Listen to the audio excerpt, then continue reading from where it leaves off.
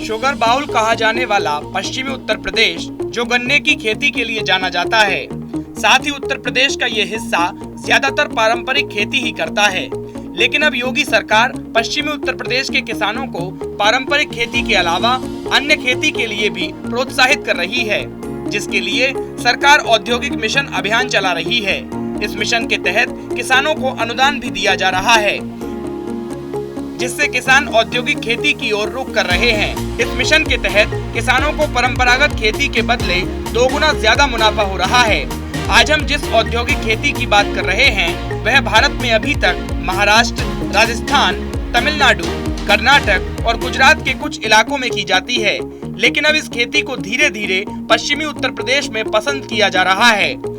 इस मिशन के तहत किसान बड़ी मात्रा में ड्रैगन फ्रूट की खेती कर रहे हैं। तो आइए जानते हैं आप औद्योगिक खेती कर कितना कमा सकते हैं और कितना बचा सकते हैं। ये खबर उन लोगों के लिए महत्वपूर्ण हो सकती है जो अभी तक पीढ़ी दर पीढ़ी परंपरागत खेती करते आ रहे हैं। आज हम आपको एक ऐसे ही किसान के बारे में बताने जा रहे हैं जो परंपरागत खेती को छोड़ औद्योगिक खेती से लाखों रुपए कमा रहे हैं।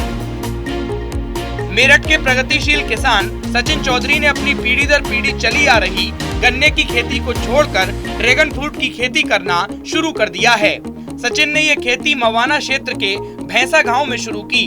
सचिन का कहना है कि पिछले साल अप्रैल में उन्होंने गुजरात से 1600 पौधे लाकर 1 एकड़ में उसकी रोपाई की थी। इसके लिए 1 एकड़ में 400 पोल खड़े किए गए थे और प्रति पोल पर 4 पौधे लगाए गए। हालांकि इस पर फूल आना शुरू हो गए हैं और कुछ ही समय में ड्रैगन फ्रूट का उत्पादन भी शुरू हो जाएगा।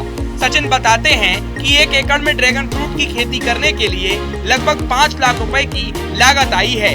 अगर इसी कीमत की बात करें तो फुटकर बाजार में ड्रैगन फ्रूट के 1 पीस की कीमत 200 से 250 रुपए तक मिल जाती है। इस खेती की सबसे खास बात ये है कि इसको एक बार लगाना होता है और आप 15 से 20 सालों तक इससे मुनाफा कमा सकते हैं। अगर सिंचाई की बात करें तो ड्रैगन फ्रूट की खेती के लिए ज्यादा पानी की जरूरत नहीं होती है। इसके लिए एक साल में 50 सेंटीमीटर की बारिश और 20 से 30 डिग्री सेल्सियस तापमान की जरूरत होती है। तेजी से गिरते हुए जल स्तर को देखते हुए जल बचाने के लिए आप ड्रिप सिंचाई का भी सहारा ले सकते हैं। इससे जल संरक्षण तो होगा ही साथ बिजली की बचत भी होगी। अगर आप ये सोच रहे हैं कि आप अपनी फसल को बेचोगे कहाँ, तो इसके लिए भी आपको नजदीकी मंडियों में अच्छे भाव मिल जाएंगे। इस फ्रूट को खरीदने के लिए कुछ कंपनियां आपकी फसल को खेत से ही खरीद लेंगी। Bureau report, news India.